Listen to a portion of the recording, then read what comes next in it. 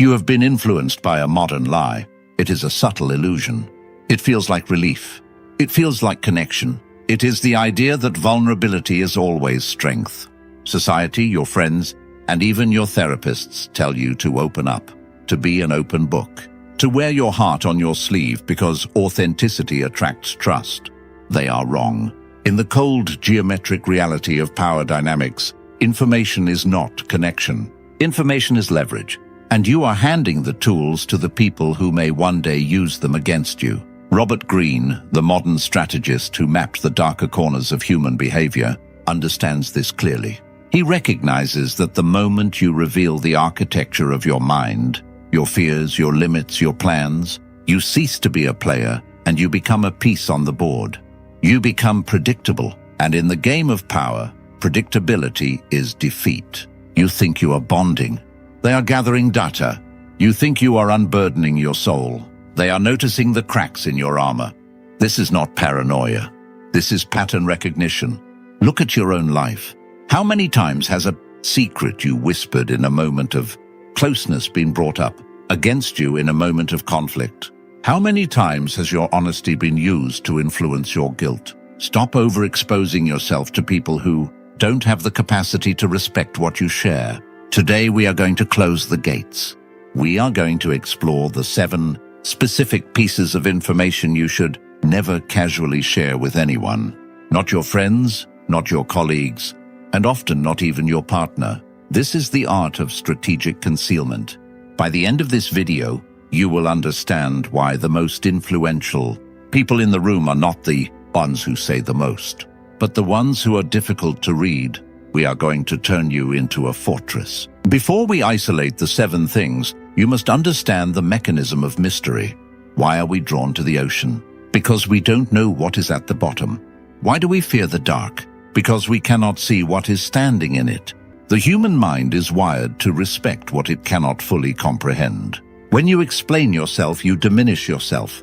When you detail your life, you become mundane. You become common, and common things are treated with indifference.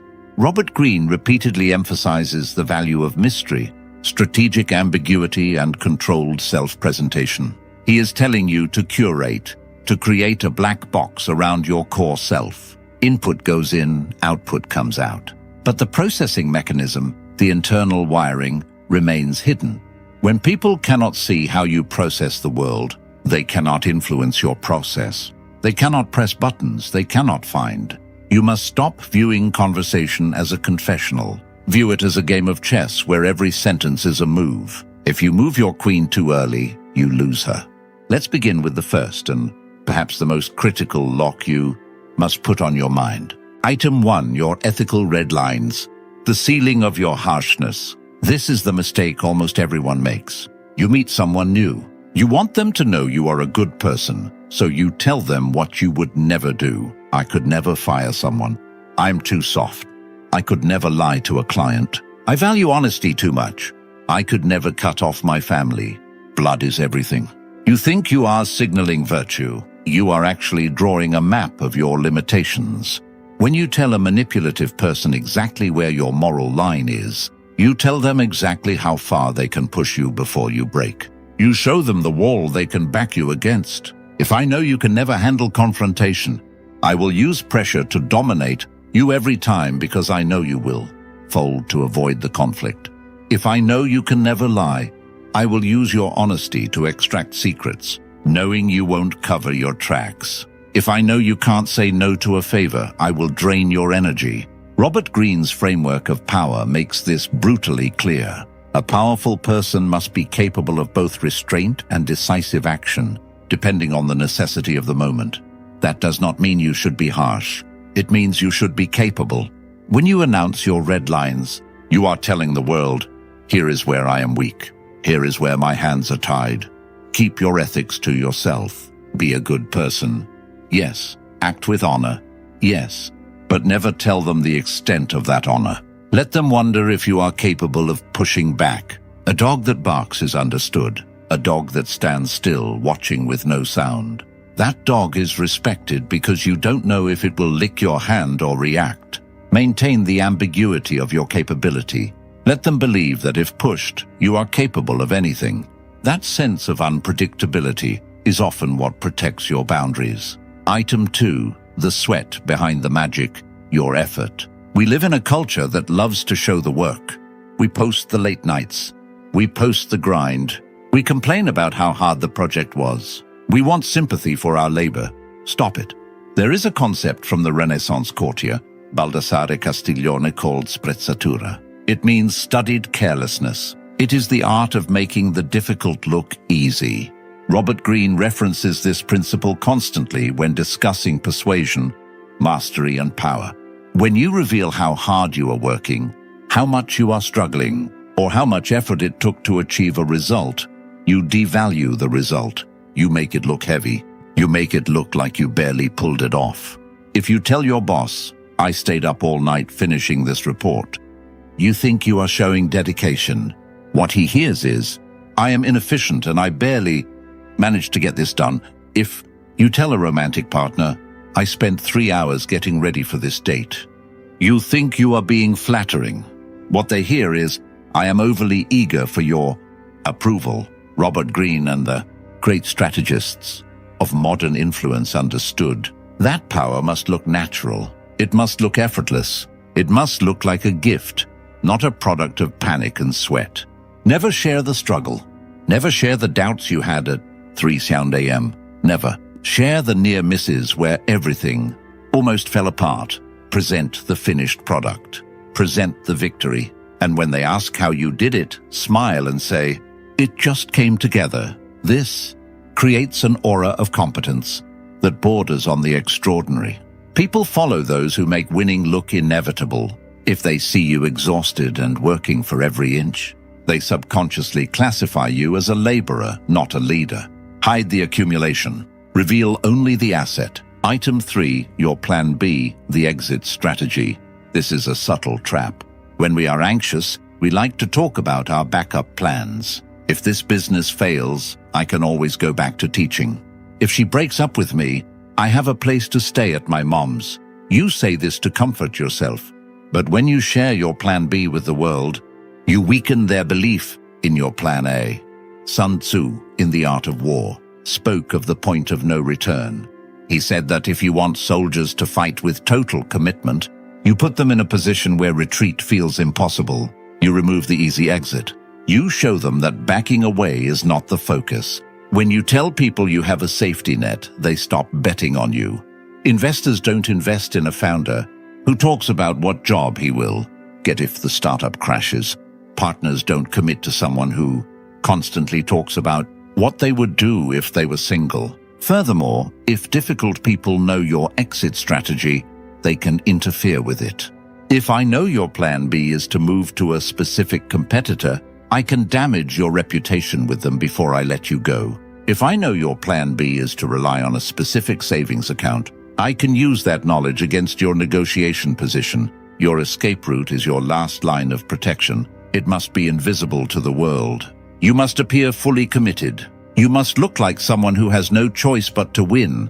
This conviction is contagious. It makes people rally around you because they believe you are a force that cannot be stopped, only joined.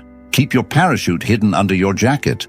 If you have to use it, do it, but don't walk around showing everyone the handle. Item 4, the exact extent of your intelligence. Information asymmetry. There is a massive difference between being smart and showing you are smart. The insecure man wants everyone to know he knows the answer. He corrects people. He interrupts. He offers facts. He displays his intelligence like a peacock displays feathers. This is foolish. When you show everyone exactly what you know, you give away your advantage. You show the limits of your data. The Robert Greene strategy is to play the fool, to appear slightly less intelligent, slightly less informed, slightly less observant than you actually are. Why? Because when people think you don't know something, they get careless. They speak freely around you. They are less guarded because they think you won't catch it. They reveal their intentions, thinking you are too slow to understand them. And while they are acting out their play, you are sitting in the audience taking notes. Never let them know you know. If you discover dishonesty, do not rush to confront them with the evidence. That is emotional. That is weak. Instead, keep the information. Act as if everything is normal. Let them continue revealing themselves. Now you have the advantage. You can steer the interaction. You can feed them selective information. You can wait for the perfect moment to respond strategically. Information is a non-renewable resource. Once you say, "I know what happened," the value of that information hits zero. The element of surprise is gone. Hoard your knowledge. Let them explain things to you that you already understand. Ask questions you already know the answers to.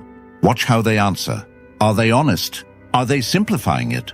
Are they shaping the narrative? By concealing the extent of your intelligence, you become highly perceptive. You are operating with a full deck of cards while they think. You are only holding a pair of twos. Item 5. Your financial vulnerability or your abundance. Money is not just currency. It is a signaling mechanism for dominance. And in the world of negotiation, knowing someone's true financial position is the ultimate leverage. You must never share the exact state of your finances. Whether you are struggling or whether you are thriving financially, both can create risks. If you reveal you are struggling, you attract opportunists. People will lowball you. They will offer you poor deals because they know you are desperate.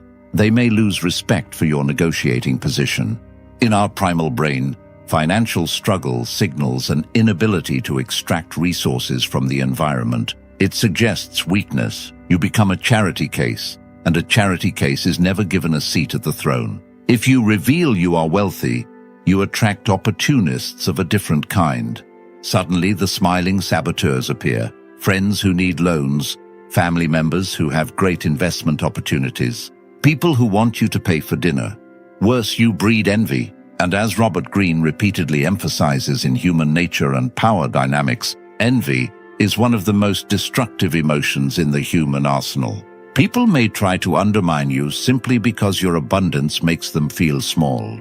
The strategy is a strategic fog around your resources. Appear comfortable, not desperate, not flashy, just capable. If you are financially stretched, dress well and speak with abundance. If you're rich, dress modestly and speak of budgets. Keep them guessing. If a client doesn't know if you need the deal, you have the upper hand. If they think you can walk away at any moment, they will chase you. Financial ambiguity allows you to negotiate from a position of psychological strength. Regardless of the numbers in your bank account, pause, breathe. I can feel the resistance rising in some of you. The voice of your conditioning is whispering, "But this sounds so lonely. This sounds so overly cautious. Can't I just trust people?" Listen to me. Trust is a luxury, and luxuries are expensive. You can only afford to trust when you have the strength to handle disappointment. We are not talking about becoming isolated. We are not talking about never having a conversation. We are talking about compartmentalization. You can share your opinions. You can share your jokes. You can share your experiences, but you must never share the keys to your downfall. The items we have discussed so far, your ethical limits, your effort, your exit strategy, your intelligence, your finances, these are the structural beams of your life. If someone damages these, the house collapses. But the next two, the final two, these are the most personal. These are the ones that live in the deepest part of your heart. And because they are so deep, they are the most sensitive to expose. These are the things you whisper in the dark. And these are the things that can return to trouble you later. Prepare yourself. We are going into the core. Item 6, your deepest resentments. The list of difficult people from your past. There is a temptation when we are close to someone to bond over mutual dislike, to gossip, to talk about the people who hurt us, to list the people we resent. I dislike my ex because my old boss was unbearable, because I can't stand that guy over there. You think you are venting. You think you are building an alliance. Here is what you are actually doing. You are showing your wounds. You are telling people exactly how to get under your skin. If you say, "I dislike my ex because she made me feel small," you're telling the listener, "I am insecure about my status." You are revealing your trigger buttons. You are showing you are stuck. A man who constantly talks about his past conflicts is a man who is looking backward. Power looks forward. When you dwell on old resentments, you look weak. You look like you haven't conquered the past. You are warning them. If you talk negatively about people you used to be close to, the person listening to you knows that one day you may speak the same way about them. Robert Greene's philosophy makes this brutally clear. If someone is beneath your concern, you do not give them your emotional energy. Complaining is the language of the powerless. When you share your resentments, you carry a bag of emotional poison and dump it on the table. It makes you look bitter. It makes you look unstable. The outlier mindset is different. If someone asks about a person who wronged you, you say, "I wish them well," and you move on. This is unsettling to people. It shows a level of detachment that is almost non-human. It shows that you are so focused on your empire that you don't have time to look down at the ants who annoyed your path. Keep that list in your head. Never let it cross your lips. Use your frustration as fuel in the gym, in your business, in your craft. But do not use it in conversation. Silence regarding past conflicts makes you appear invincible. It implies that they didn't affect you enough to even be worth a mention. Item 7. The grand design. Your next big move. This is the final law, and it is the one you will struggle with the most. We all have a grand design. The big dream, the startup idea, the book you want to write, the country you want to move to, the person you want to become. The dopamine hit of telling someone your goal is addictive. You tell them, "I'm going to launch a business next month." They say, "Wow, that's amazing." You feel good. You feel like you've already done it. And that is why you may fall short. Psychologically, when you announce your plans, your brain releases the reward chemicals associated with achieving the plan. You get the satisfaction without the work. Your motivation drops, but strategically it is even worse. When you announce your next move, you allow the world to interfere with it. "I'm going to apply for that promotion." Now your rival knows to apply too. Now your boss knows you are looking for more. "I'm going to invest in this opportunity." Now your skeptical friend talks you out of it. "I'm going to change my life." Now your family reminds you of all the times you struggled before. The grand design is fragile. It is a seed. If you dig up a seed every day to show people it's growing, it dies. It needs the dark. It needs the soil. Move in silence. Do not announce the start. Announce the finish. There is a powerful effect in the sudden reveal. Imagine stepping away for 6 months, working quietly, and then suddenly releasing a project that changes everything. No hype, no talk, just execution. People are stunned. They didn't see it coming. They couldn't interfere because they didn't know it existed. This is the way of the master. The master does not speak of what he will do. He speaks only of what he has done. We have covered the 7 pillars of silence, the ethical red lines, the effort, the exit strategy, the intelligence, the finances, the resentments, the grand design. If you seal these 7 leaks, you stop draining your power. You become a vessel that holds energy rather than spilling it. But knowing what to hide is only half the battle. The real question, the sensitive question is, how do you navigate a world that demands you share? How do you stay strategic without being dishonest? How do you deflect the prying eyes of the people who claim to love you but may still want to influence you?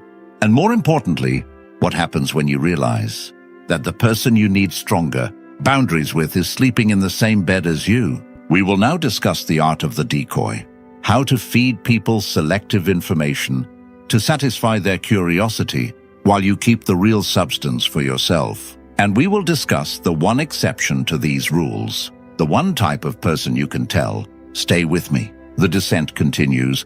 We have established the fortress. We have identified the 7 pillars of information you must protect at all costs. Your ethics, your effort, your exit, your intelligence, your money, your resentments, and your next move. But now we face the practical problem, the human problem. You do not live in a vacuum. You live in a world of prying eyes. Your partner asks, "What are you thinking?" Your boss asks, "What are you working on?" Your friends ask, "How are you doing?" If you answer with silence every time, you become suspicious. You become guarded. If you answer with, "I can't tell you," you create tension. If you answer with the full truth, you weaken your leverage. So how do you navigate this? When you stop sharing these 7 things, you are severing the umbilical cord to society's validation. You are saying, I do not need you to witness my life for my life to be real. This is intimidating. It is the vertigo of freedom, but it is the only way to become truly powerful. You must become comfortable with being misunderstood. Let them think you are broke. Let them think you are lazy. Let them think you are less informed than you are. Let them think you have no plan. Let them think whatever they want. Their opinions are fleeting. Your results are reality. We live in the age of oversharing, the age of the personal brand, the age of the status update. Everyone is broadcasting their signal. I ate this. I felt this. I'm going here. This creates a high-noise environment, zero signal. By doing the opposite, by practicing strategic silence, you become a low-entropy entity. You become ordered. You become focused. Information is energy. When you scroll endlessly, you are consuming noise. When you overshare, you are leaking vital energy. Stop the leak. Keep your life for yourself. There is a sacredness to the private. When you keep a secret, you honor yourself. You are saying, this is mine. The world cannot have this. In a world where everything is for sale, be the thing that cannot be bought. Be the thing that cannot be fully known. As you implement this, be prepared for resistance. People will react. You never talk to me anymore. You're being secretive. You've changed. They will try to pry you open. They will use guilt. They will use frustration. They will use charm. Hold the line. Remember the first rule of power. Control the options. When they demand information, give them the decoy, give them the smile, give them the silence, but never give them the keys. You are building a cathedral, and you do not let the public into the construction site. You only let them in when the roof is on, the candles are lit, and the doors are ready to open. Until then, keep the fences up. We started this journey by acknowledging that vulnerability is a misleading idea sold to you by people who want to lower your defenses. We end it by understanding that silence is the ultimate truth. It is the truth of nature. The predator moves in silence. The root grows in silence. The earth spins in silence. Only the distressed make noise. You have a choice. You can continue to be an open book, readable, predictable, and disposable. Or you can become a tome written in a cipher that only you possess the key to. The path of the outlier is the path of the shadow. It is lonely, it is cold, but it is yours. Nobody can ruin a plan they do not know. Nobody can exploit a weakness they cannot see. Nobody can take a treasure they cannot find.